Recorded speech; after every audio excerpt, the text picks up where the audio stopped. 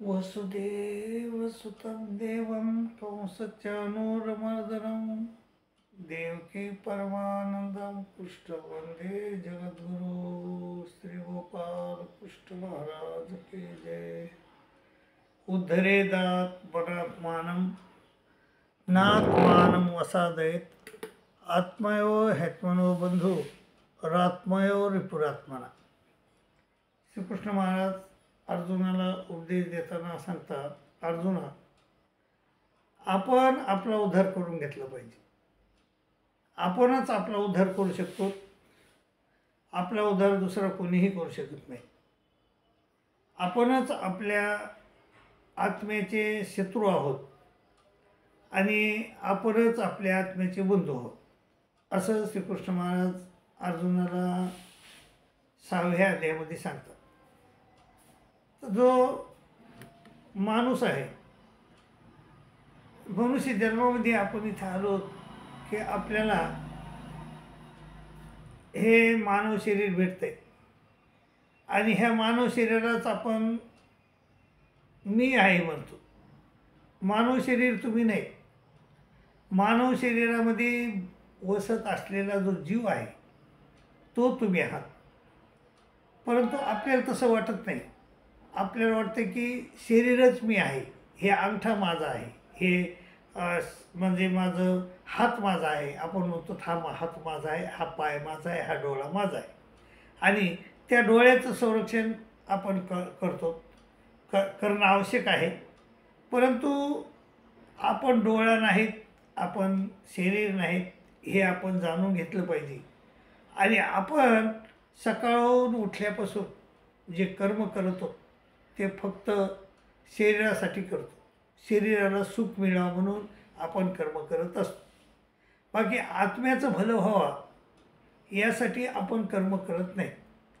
परंतु श्रीकृष्ण महाराज अर्जुनाला सांगतात, अर्जुना तू आत्म्याचं भलं होईल आपल्या याचा विचार कर. शरीराचा विचार कमी कर आणि आत्म्याचा विचार जास्त कर. कारण शरीर हे साधन आहे. ते साधन तुला परमेश्वर प्राप्तीपर्यंत जाण्यासाठी मिळालेलं आहे. त्यामुळं त्या साधनाला जपणं गरज आहे. परंतु ते साधन सर्वस्व नाही. पण जसा तुमच्या जीवनामध्ये पैसा तुम्हाला गरजेचा आहे, तुमच्या गरजा भागण्यासाठी गरजेचा आहे. परंतु पैसा हा सर्वस्व नाही आणि पैशाचं साधन करून तुम्ही परमेश्वरापर्यंत जाऊ शकत नाही. परंतु आत्म्या ह्या जीवाचं ह्या शरीराचं साधन करून आपण परमेश्वरापर्यंत जाऊ शकतो, हे मात्र खरे. आणि पण ते साधन इथंच राहते. ज्यावेळेस आपण साध्याला जातो, ज्यावेळेस आपल्याला परमेश्वर प्राप्त होतो, त्या साध्याचे या प्राप्ती साधन निवडते. साधन हे इथंच राहत असते, आपल्यासोबत जात नाही. म्हणून हे तिथपर्यंत नेण्यासाठी साधन आहे. त्याला जपणं गरजेचं आहे. परंतु त्या जपतानाच आपण सर्वस्व त्यालाच मानून बसलं नाही पाहिजे. त्यालाच आपण आहोत आणि त्याशिवाय आपलं भलंच नाही असं आपण समजून बसलो नाही पाहिजे. आपण आपल्या जीवाचं देखील भलं बघितलं पाहिजे. आपण सर्वशः त्या आत्म्यासाठीच कर्म करत असतो. आपण जीवनामध्ये मनुष्य जीवनामध्ये आल्यानंतर आपण सर्वशः त्या शरीरासाठीच कर्म करत असतो. परंतु ते शरीर हे क्षर आहे. द्वैमो पुरुषोलोके शर साक्षरेवचे शर सर्वांनी भूतानी कुटस्थोक्षर उच्यते. आणि 2 प्रकारचे पुरुष आहेत, शरीर आणि आत्मा. असे 2 विभागित आपले. तर शरीर हे क्षर आहे म्हणजे नष्ट होणार आहे. आणि जो मधातला जो अक्षर आहे, कुटस्थ आहे, तो आत्मा आहे. तो कधीही अक्षर आहे, तो कधीही नष्ट होणारा नाही. आणि ते नष्ट होणारे आपण आहोत हे आपण समजून घेतलं पाहिजे. आणि त्याप्रमाणे आपण त्या शरीरासाठी जो निर्भर म्हणजे 24 तास कर्म करतो, तर ते कर्म न करता तर आपण काहीतरी 1 तास का होईना परंतु आत्म्याच्या भल्यासाठी कर्म केले पाहिजे असं श्रीकृष्ण महाराज म्हणले. कारण तुम्ही जर केवळ ह्या शरीरासाठीच कर्म केले, शरीराचं सुख. आता बघा, रावणाला सगळं सुख होतं, परंतु त्याला सीतामाई हवी होती आणि त्या सीतामाईसाठी त्यानं सीताबाई कशासाठी हवी होती तर शरीरासाठी हवी होती. सीताबाईचं जे मधातलं जे स्वरूप होतं, जे आत्मा होता, तो नव्हता हवा त्याला. त्याला सीतामाईचं शरीर आवडलं होतं आणि ते शरीर त्याला हवं होतं आणि त्या शरीरासाठी त्यानं प्रयत्न केले आणि प्रयत्न केले, परंतु आणि ते काही शरीर काही त्याला मिळालं नाही आणि परंतु त्यामुळं त्याच्या आत्म्याचा नाश झाला. त्या ती आसक्ती, त्या शरीराची आसक्ती झाल्यामुळं रावणाच्या शरीराचा नाश झाला आणि रावणाचं पतन झालं. रावणाला नरकवास भोगावा लागला. तर त्यामुळं आपण हे शरीरासाठी कर्म करा, परंतु जाणून करा. काही बी आपण भ्रष्टाचार करत असतो, कशासाठी करतो? शरीर सुखी व्हावं म्हणून. परंतु तो भ्रष्टाचाराचा जो पैसा आहे तो आपल्या घरात येतो, पण आपल्याला वाटतं सुख आलं आपल्या घरात, परंतु ते सुख येत नाही. संत ज्ञानेश्वर म्हणतात की दुःख लिहून सुखाची अंगी सळीत जाणाते. दुःख येते आपल्या घरात, परंतु ते सुखाचं शर्ट घालून येतंय, म्हणून तुम्हाला ते दुःख जरी आलं असलं तरी ते तुम्हाला सुख वाटते. परंतु म्हणून आपण आपल्या जो जीव आहे त्या जीवासाठी, आपल्यासाठी काहीतरी कर्म केले पाहिजे आयुष्यामध्ये. म्हणजे दिवसामध्ये 1 तास का होईना, परंतु त्या आत्म्यासाठी आपण कर्म केले पाहिजे. सदोदित आपण त्या शरीरासाठीच कर्म करत असतो, तर ते कर्म करणं चुकीचं आहे. आणि म्हणून आपण श्रीकृष्ण महाराज म्हणजे अर्जुना, उद्धरेदात्मनात्मानं नात्मानं वसादेत आत्म ह्यात्मनो बंधू रात्मयो विपुरात्मना. हे शरीराला ओळखून घे, त्या जीवाला ओळखून घे. हे शरीर हे तुला साधन म्हणून मिळालेलं आहे. परमेश्वरापर्यंत जाण्यासाठी हे साधन आहे. या देहाची या साधने परमानंद पदवी घेणे एवढा अधिकार नारायणी कृपावलोकने दिला. परंतु ते क्षर आहे, ते कधीही टिकणारं नाही लय दिवस. आणि जो आत्मा आहे ते तू आहेस, तो टिकणार आहेस. आणि तुझ्या भल्यासाठी, तुला परलौकिक तुझं भलं होण्यासाठी तू काहीतरी प्रयत्न कर, असं श्रीकृष्ण महाराजांना अर्जुनाला सांगितलं. आणि अर्जुना, आपण संसारामध्ये असताना आपण मुलासाठी, आपल्या संसारासाठी आपण अनेक वाईट गोष्टी करून पैसा मिळवत असतो, परंतु तो पैसा मिळवणं हे चुकीचं आहे. तर ते चुकीचं आहे असं श्रीकृष्ण महाराजांनी सांगितले.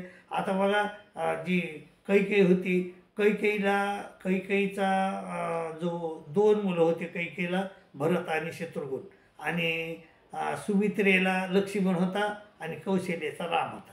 आता हे दशरथ राजे म्हातारे झाले. त्याला वाटलं की आता आपल्याला आपल्या राजावर कोणीतरी बसवून आपण मुक्त व्हावं.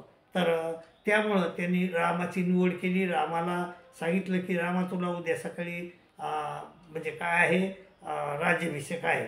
आणि हे त्या कैकेयीला कळालं. कैकेयी तर खुश झाली, प्रसन्न झाली, कारण तिचं रामावर अतिशय प्रेम होतं. परंतु तिच्याजवळ जी मंथरा नावाची दासी होती, त्या मंथरानं तिचं मन वळवलं आणि तिला सांगितलं, हे बघ कैकेयी, तू आज राम आज राजावर बसायला आहे, तुझा भरत नाही बसायला. आणि उद्या काय होईल, ही कौशल्य जे आहे, ह्या कौशल्याचं सगळं चालन आणि तुझं गत कशी होईल, रात्री देवावर फुलं ठेवावं आणि सकाळी ते फुलं उकीर देवावर टाकून द्यावं, तशी तुझी गत होईल. त्यामुळं तू आजच सावध हो. आणि तुला जे दशरथ राजानं 2 वरं दिलेले आहेत, ते वर माग त्याला. आणि मग की पहिल्या वारानं रामाला 14 वर्षे वनवासाला पाठवा आणि दुसऱ्या वारानं माझ्या भारताला राजावर बसवा, कारण राम इथं असताना भारताला राज्य करता येणार नाही, हे जाणून घे. म्हणून अगोदर रामाला 14 वर्षे वनवासाला पाठव आणि त्याला भारताला राज्य मागून घे. असं तिचं ऐकलं तिनं. आणि त्या दशरथ राजाला 2 वर मागितले. तर त्या वर मागितल्यानंतर तर काय झालं, दशरथ राजे म्हणले, ठीक आहे, मी तुझ्या भारताला राज्यावर बसवतो, परंतु रामाला वनवासाला धाडू नको. ती म्हणली, नाही जमणार. तर मग ते राम करीत त्याला मारावं लागलं दशरथाला.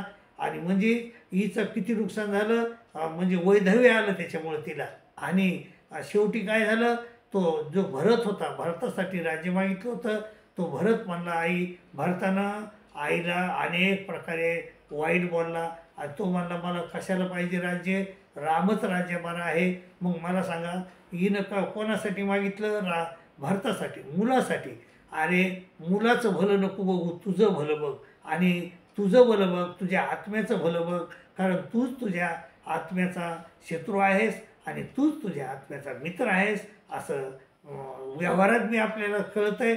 आणि श्रीकृष्ण महाराजांना बी 6व्या अध्यायामध्ये ते सांगितले, अर्जुना उद्धरेदात्मनात्मानं नात्मानं वसादेत आत्मयो ह्यात्मनो बंधू रात्मवे रिपुरात्मना. तू तुझ्या आत्म्याचा शत्रू आहेस आणि तू तुझ्या आत्म्याचा मित्र आहेस. त्यामुळं तू शरीरासाठी जे कर्म करतोस त्यापैकी 1 तास का होईना, परंतु तुझ्या आत्म्यासाठी कर्म कर आणि तुझं भलं करून घे, असं श्रीकृष्ण महाराजांना अर्जुनाला 6व्या अध्यायामध्ये सांगितलं. त्या मायभाव तेच आपण उपदेश शिरोधारी मानावा आणि त्याप्रमाणे आपण 1 तास होईना पण आपल्या आत्म्यासाठी कर्म करावा, असे मी तुम्हाला विनंती करतो आणि इथंच थांबतो. दंडोत प्रणाम, दंडोत प्रणाम, दंडोत.